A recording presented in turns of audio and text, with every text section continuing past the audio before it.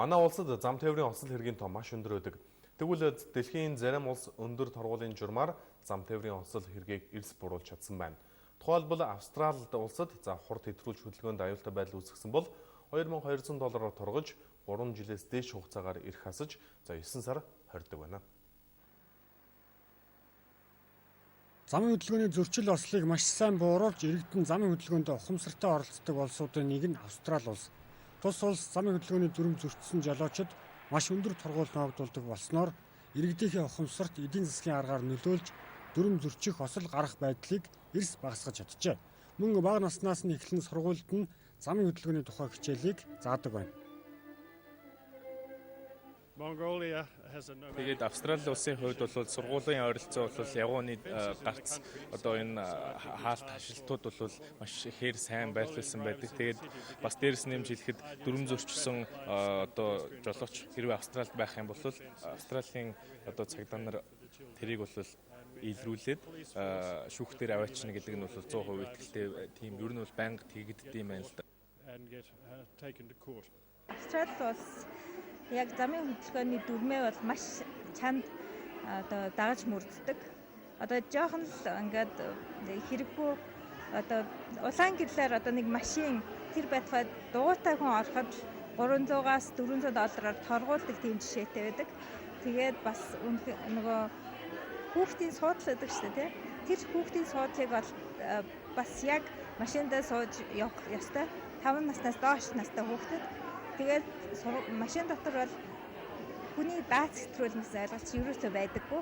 Тийм учраас дүрмээ бол маш нарийн баримталдаг. Тэгвэл манай улсад дунджаар жил бүр 500 гаруй хүн зам тээврийн ослоор нас барж ойролцоогоор 40-50 мянган зам тээврийн осол хэрэг өртөгддөг. Цөөхөн хүн амтай манай улсад хэд хагдсан тоо. Бүр тодорхойлбол Монгол улс 1.4 сая жолоочтой 400 гаруй мянган автомашинтай. Гэтэл жилд 1.1-ээс 1.3 сая замын хөдөлгөөний дүрм зөрчсөн зөрчил бүртгэгддэг байна. Энэ нь монголчууд замын хөдөлгөөний дүрм баримталдаггүй, огомсор суугаагүй илтгэж байгаагаас гадна зам тээврийн ослоор олон хүн нас барах шалтгаан болсоор байна. Манай улсын дүрм зөрчсөн жолоочид хүлээлгэх торгуулийн хэмжээ бусад улстай харьцуулахад бага байдгаас гадна энэ нь иргэдийн ухамсарт нөлөөлөх хэмжээнд байж чаддаггүй байна. Хөдөлгөөний эрх зүйн зохицуулалт маань бол манай Монгол улсад дутагдаагүй. Тийм ч хангалттай биш бас.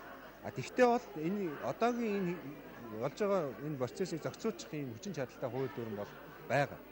Ер нь бол энэ зам тээврийн ослыг ингээд бууруулсан замналын бусад орныхыг ингээд бууруулсан замналыг харахаар бол нөгөө ухамсарт үйл ажиллагаанд нь эдийн засгаар нь дамжаад тэр хүн дадал суулгаад тэгээд ийм жоохон тийм хатан хөтөө байжгаад угаасаа хүн үйл ажиллагаагаа ойлгоод ингээд дадал суугаад ингээд зөрчгөө өөлөд ирэхээр тэр дээр ямар яаж шийдэх нь яаж хариуцлага тооцно гэсэн зүйл заалт байна тэр хүмүүст хамаарахгүй болчт юм байна. Дадал суугаад зөрчгөө болчдөг учраас.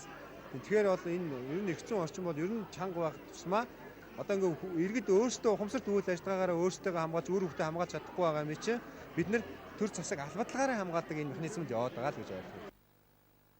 Зам тээврийн осол хэргийг бууруулах тэр дундаа иргэдийг хүүхэд байгаас нь эхлэн замын хөдөлгөөнд оролцох зөв дадал олгох зорилготой зам тээврийн ослгүй сургууль төслийг Австралид сургууль төгсөгчид санаачлан хэрэгжүүлж байна.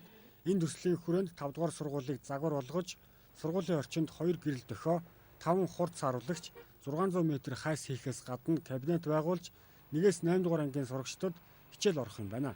Тэгвэл нийслэлийн зүгээс өндөр эрсдэлтэй 16 сургуулийн орчинд стандартад нийцүүлэх үүднээс 850 сая төгрөгийн задаргааг хийж байгааг замын цагдаагийн албанаас тодтоглоо. Хоёулзун байнгын хороо эрх